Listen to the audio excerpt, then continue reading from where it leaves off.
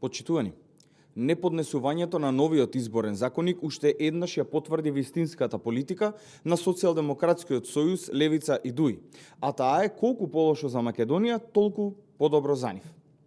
Кога државата има можност да исполни уште една реформска обврска, тие избираат блокада. Ние повторно ќе бидеме предводници во регионот. Од 10 реформи, ние сами исполнивме 9. Не дојдовме до таа последната токму поради блокадата на Социјалдемократскиот сојуз, Левица и ДУИ. Затоа што кога е потребен консензус, тие избираат конфронтација.